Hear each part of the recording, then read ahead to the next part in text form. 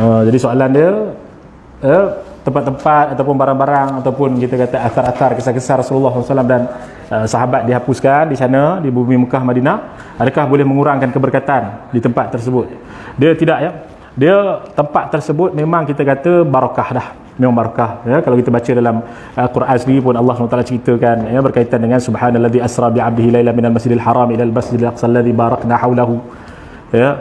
Barakna haulahu tu dengan makna sekalian tempat yang Nabi SAW pergi itu semuanya diberkati oleh Allah Subhanahu wa taala. Bahkan dalam Quran sendiri di Makkah mubarakah, banyaklah ayat yang menceritakan tentang Mekah Madinah itu barakah. Tempatnya itu saja dah berkah. Itu yang pertama. Yang keduanya, apa-apa yang ada kaitan dengan Nabi SAW itu juga berkah, ya.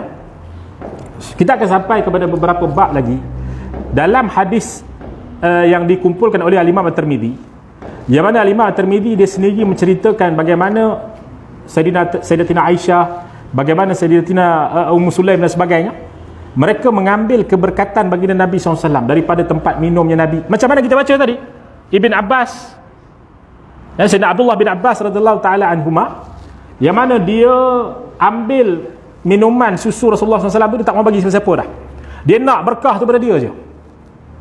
Begitu. Dan ada lagi cerita-ceritanya bagaimana sahabiah Rasulullah SAW, yang mana dia ambil tempat Nabi SAW minum di satu kirbah. Kirbah ni maknanya dia macam satu, kita kata, kulit kambing. Dia ada cara nak siat kulit kambing tu bagi jadi kirbah. Kirbah ni tuan-tuan, maknanya kulit kambing yang mana kambing tu disembelih, ya, kulit kambing yang mana kambing tu disembelih, kemudian dicuci-cuci dalam dia, disiat-siat kulit dia tu, kemudian dicuci-cuci dalam dia tu semua, okey, maknanya dengan cara inilah kan, dicuci bagi elok semua, kemudian dijahit di kawasan kaki dia yang 4 tu, dijahit di kawasan kaki dia yang 4, kemudian dijahit di kawasan tengkuk dia, leher dia, okey. Jadi semua dijahit, okey, air dimasukkan ke dalam tu, ke dalam kantung kulit kambing tu. Itu biasa di Arab. Kalau sekarang ni orang tak guna dah lah. Ya, orang ada water cooler ke apa semua itu je lah kan. Kalau dulu biasa. Kalau dulu. Dan biasanya kalau sekarang ni di Mauritania, tak silap saya, di Mauritania di belah dan juga di belah Maghrib sana masih lagi diamalkan kirbah ni. Tapi di Mesir yang saya tahu belah-belah pedalaman lah. Ya. Jadi bila Nabi SAW minum daripada kirbah, Nabi SAW minum daripada kirbah tu pula tempat minum dia adalah salah satu daripada kaki yang 4 ni, ya. Dia akan buat macam boleh dibuka lah, ya, jahitan tu boleh dibuka dan dia akan minum. Jadi bila Nabi SAW minum, sahabiah Nabi SAW dan sebagainya, mereka akan potong tempat minum tu terus, ya. Mereka akan potong terus dan mereka akan simpan buat tabarrukan, mengambil keberkatan, ya. Ini kalau ada golongan-golongan yang kita kata mudah mensyirikkan orang di zaman sekarang ni, ditakuti sahabat-sahabat Nabi pun dia syirikkan, itu masalah tu tuan, ya. Itu dia, ya, sahabat-sahabat Nabi pun dia syirikkan habis nanti, ya. Dia ambil berkat ni, maknanya kita memahami bahawa yang memberikan manfaat dan mudarat adalah Allah Ta'ala. Itu kita kena faham. Asas kita yang beri manfaat dan mudarat adalah Allah Subhanahu Wa Ta'ala. Para sahabat juga faham macam tu. Kemudian kalaulah benda tu ada keberkatan dengan Nabi, ada kaitannya dengan Nabi SAW, maka benda tu pasti barakah. Kalau tak adalah hadis-hadis sampaikan, hadis sahih sendiri meriwayatkan, bahkan dalam kitab ni nanti tentu akan jumpa, bahkan Sayyidatina Aisyah sendiri pun dia mengumpulkan peluh Nabi SAW. Bahkan diceritakan para sahabat mereka berebut-rebut mengambil wuduk Rasulullah SAW. Apakah barang Rasulullah SAW itu yang mana mereka kata hujahkan bahawasanya berkah itu hanya ketika Rasulullah hidup? Bila Rasulullah wafat tak berkah. Apakah barang-barang Rasulullah SAW itu yang mereka simpan itu sekarang ni dah tak berkat? Ya. Maknanya keberkatan Rasulullah ni ada had dia lah. Ke macam mana? Itu dia. Keberkatan Rasulullah ni ada had dia, sekejap dia.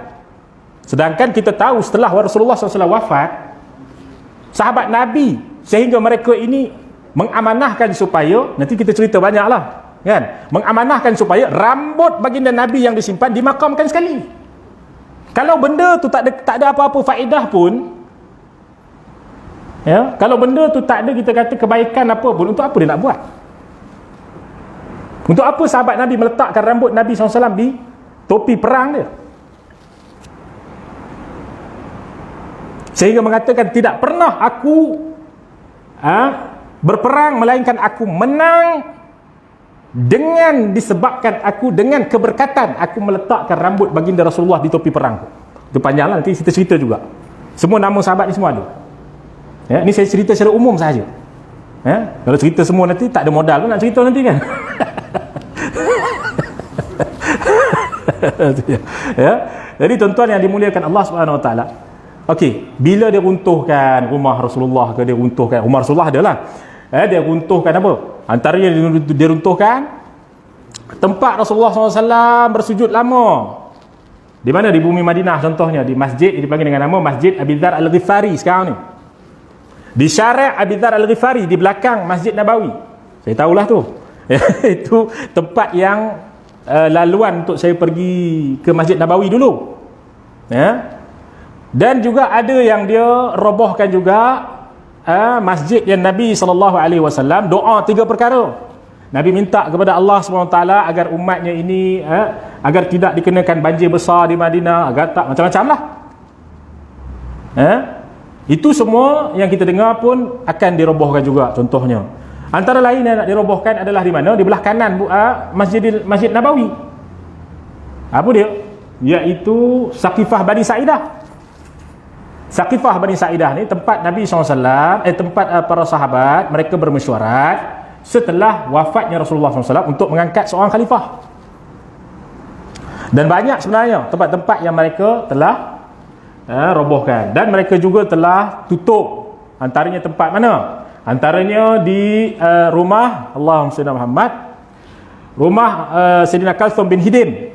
Tempat Nabi SAW sampai duduk menetap di situ ketika mana hijrah daripada bumi Mekah ke Madinah. Sebelum Nabi buka Masjid Quba. Sebelum Nabi asaskan Masjid Quba. Kan la masjidun ussisa 'ala taqwa min awwali yaumin ahaqqu an taquma fihi. Al-Quran beritahu tu.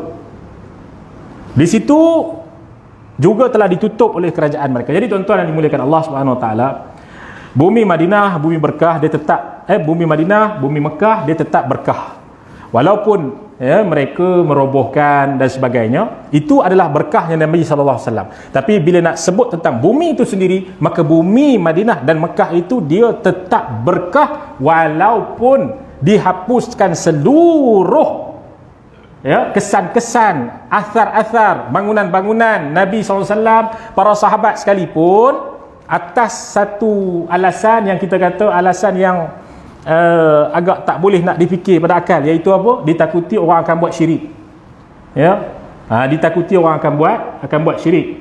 Sedangkan itu kita kata tu. Ya, itu kita kata tu. Benda yang kita kata para sahabat dan selainnya buat, ditakuti nanti mereka terus menghukum kepada syirik, dan itu yang terjadi pada hari ini. Mengambil keberkatan, syirik. Tawassul dengan Nabi, syirik. Berdoa di makam orang yang soleh, syirik. Na'udzubillah ya. Bila kita pergi berdoa menziarah ke makam orang soleh, dia kata kita tawaf pula. Tak pernah lagi dalam ajaran kita Ahlussunnah wal Jamaah kita tawaf makam orang soleh, tak pernah pun. Ya.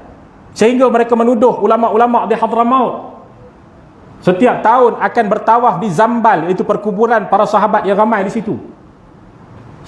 Kawan saya tuan-tuan yang dimuliakan Allah, nak kata kawan saya yang Hadramaut ni, saya rasa mungkin puluhan orang kawan saya yang Hadramaut.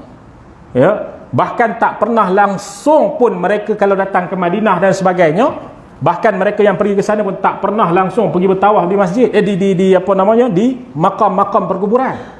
Melainkan mereka pergi ke situ, mereka berdoa untuk para wali Allah, dan mereka minta kepada wali Allah, wahai wali-wali, wahai para ulama, doakan kami ini dengan makna doalah kepada Allah supaya kami diberikan rezeki. Itu maknanya. Bukan kita kata kepada wali, wahai wali, bagikan aku rezeki. Tak pernah dalam Ahlussunnah wal Jamaah kita kata macam tu. Ini satu fitnah yang dibuat oleh mereka. Ya. Mereka kata kita pergi ke kuburan, wahai kubur, tolonglah aku. Madad yang kita baca, madad itu al-madad kan, biasa kita baca madad tu kan.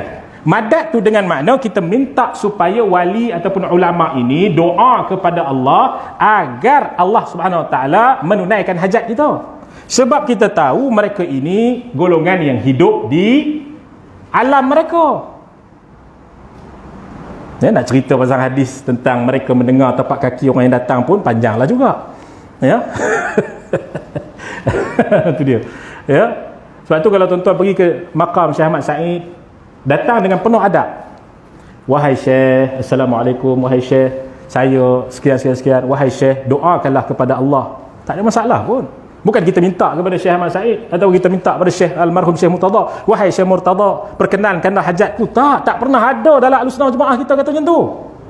Ini fitnah yang dibuat oleh golongan-golongan ni. Ya, maka tuan-tuan yang dimuliakan Allah Subhanahu Wa Taala, maka hati-hatilah dengan fitnah. Ya, ditakuti kita mudah mensyirikkan orang. Kalau syirik ni maknanya apa? Syirik ni balasan dia adalah innallaha la yaghfiru an yushraka bihi wa yaghfiru ma duna dzalika liman yasha. Allah tak akan ampunkan dosa syirik. Ya, maknanya dia akan kekal dalam neraka Allah Taala. Kalau kita menghukum orang kekal dalam neraka Allah Taala, sedangkan itu adalah fitnah, maka nanti di hari akhirat sana. Ya, ini mudah saja kita kata oh ini syirik, ini bid'ah, ini syirik, ini haram, ini kufur, ini kafir dan sebagainya. Ini neraka. Mudah sangat hari ini tuan-tuan yang dimuliakan Allah Subhanahu Wa Taala. Wallahu taala a'la wa a'lam.